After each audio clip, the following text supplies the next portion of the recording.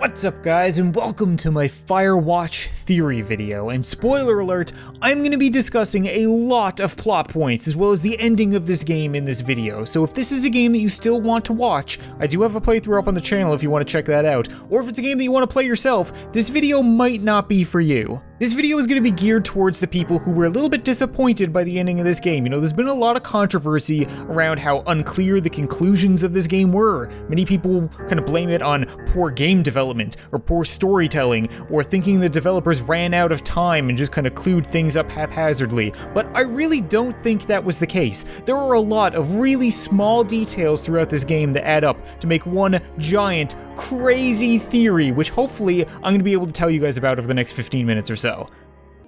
So let's review how the game begins and what we're led to believe. First of all, there's a pair of teenage girls causing trouble in the forest and Henry has to deal with them. Upon returning to his lookout, Henry finds that it's been trashed, his sheets have been stolen, stuff has been taken, which we later find at the teenage girls' campsite. The next morning, he finds that the communication line has been cut with a note left for Henry and a trail of beer cans leading down to the teenage girls' campsite, which has also been trashed. Now, everything leads us to believe that all of this stuff has been caused by the teenagers, likely in retaliation to Henry screwing with their fun. But did they really do this? You're telling me the two teenage girls had left the middle of the lake and then hiked around the lake and then found a way to Henry's lookout before him and then trashed the place and then left before Henry got there when he took the most direct route. These girls probably don't understand their surroundings, they were skinny dipping, they probably aren't equipped for that kind of hike. It makes absolutely no sense. And better yet, what would two teenage girls want with a man's used sheets? Why would they want to steal Henry's sheets? I can understand if they would want to ruin them or take them so that he would have a hard time sleeping to get revenge, but why would they keep them? Why would they hold on to them and leave them at their campsite? It just doesn't add up. So here's what I think really happened.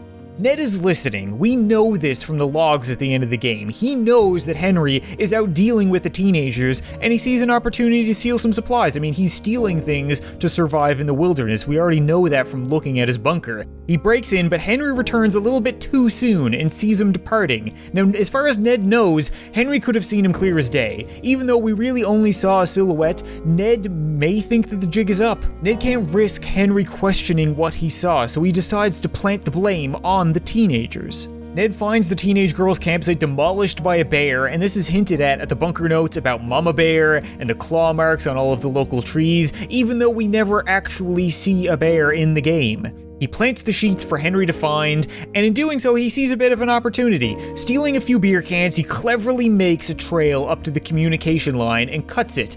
He's the only one with climbing experience to do this and knowledge of the park. There's no way the teenage girls would have been able to climb up a 20-foot vertical pole and then cut a communication line knowing that this would have screwed with Henry.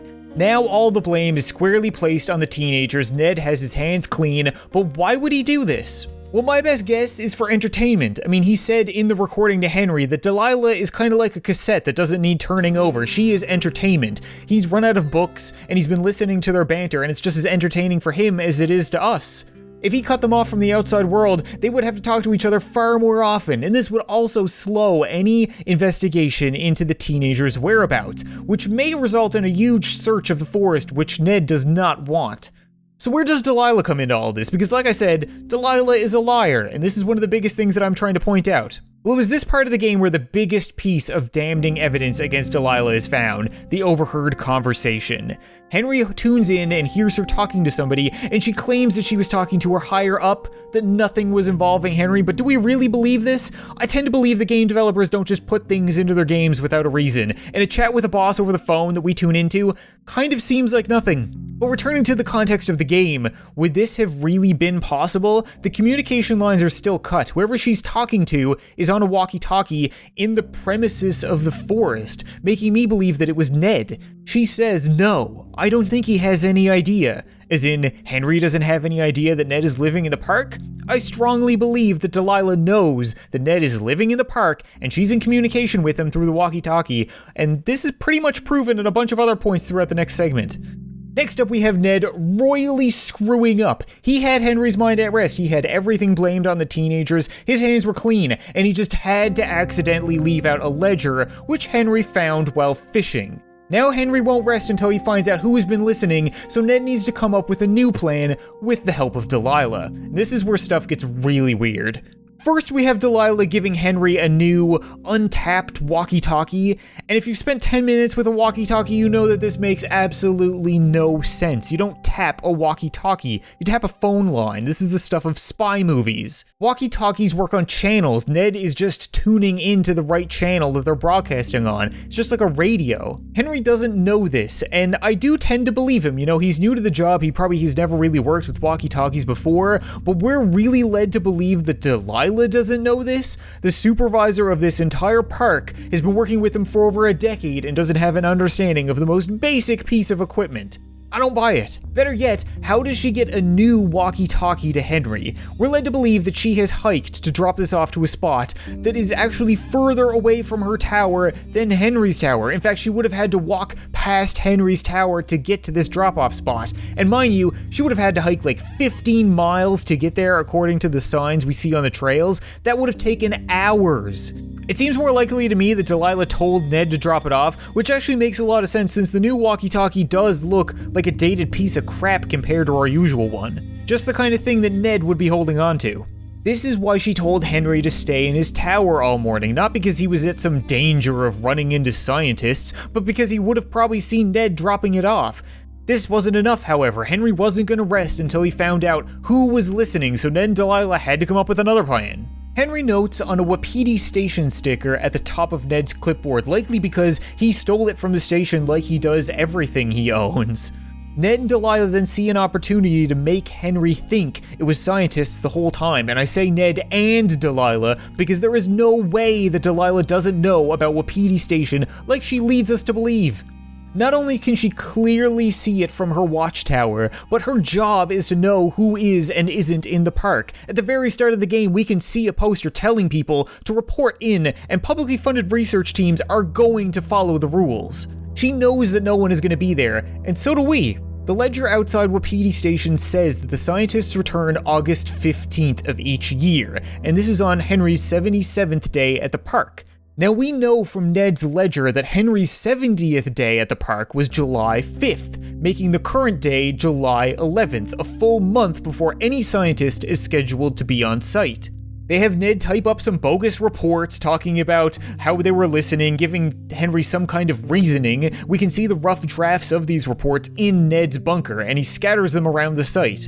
Henry would see a bunch of technical scientific equipment but not really know what any of it is. Now it's obvious that this belongs to a scientist, it belongs to a seismologist, it belongs to a meteorologist, which makes sense because there are 3 cots there, but he doesn't know any of that and they're banking on that. Delilah suggests that he burns the place down. Yes, the supervisor, her job to look out for fires, suggesting that somebody starts a fire. And if that doesn't make any sense, I don't know what does. But then when Henry refuses and leaves, Ned starts a fire anyway, and this destroys any evidence. Ned makes it so that Henry can't return, he can't learn any more about these scientific experiments, and really, there's nothing left to corroborate his story. If he returns home and tells everybody about this scientific experiment, there's just a pile of ash and his word left.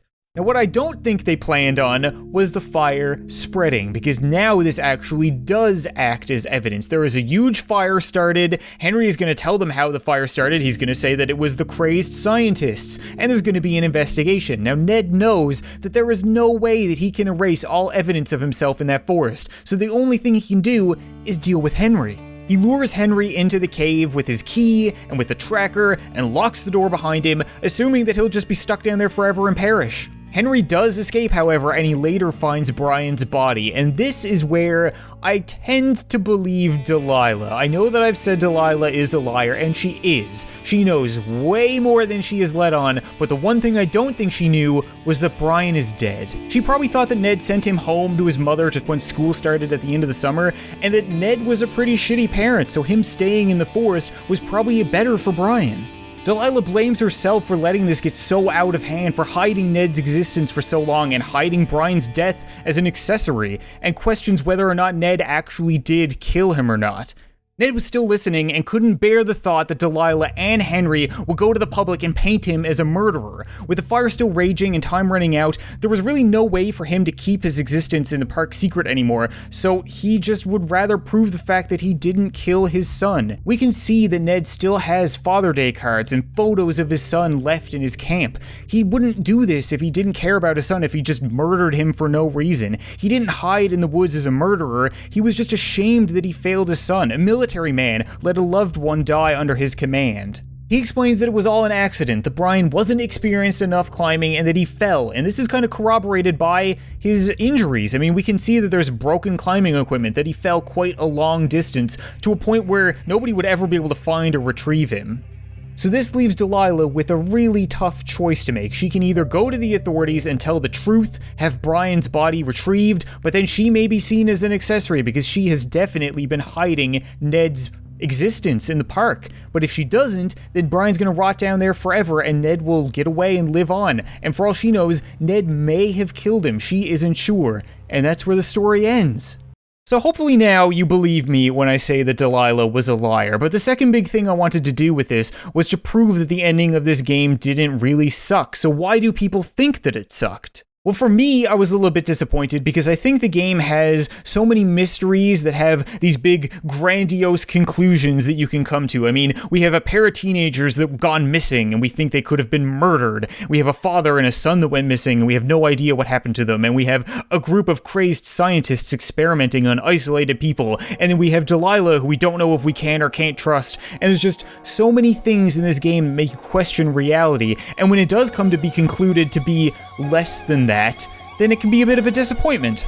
A lot of little things can be missed, and it's a game that really makes you think. There are very few things that are just given to you at face value, and if you just put in your 4 hours and then walk away disappointed, you don't see Delilah or you don't see any murderers, then it's really easy to blame it on poor game design rather than think about it a little bit more critically. Knowing what I know now, I am probably going to go back and play this game for a second time and just try to pick out more of what I've seen, and it's like I said, this was just my brainstorming. This is what I thought of a few nights of thinking about this over and over and over again. There's probably way more that could corroborate my story. There's probably way more that can even destroy my theories. But at the end of the day, the fact that I'm still thinking about this game a week later goes to show that it really does have an impact and it's a game worth playing. So hopefully you guys enjoyed this video. Hopefully that ended up opening some eyes. People can appreciate the game more for what it is, or at the very least you watched my playthrough and now you have a better understanding. You can see why I didn't do this at the end of my last video, but hopefully you guys enjoyed it, and let me know, maybe if I do more games like this where I would like to theorize about what happened, I could do more theory videos. But thank you so much for watching this video. I hope you enjoyed, and I'll see you next time. Hear that? It's up there. I wonder if I can hit it. I hit it! I actually hit it! Oh, that guy's gonna be pissed. You were kidding me! That is unreal! We get his airdrop!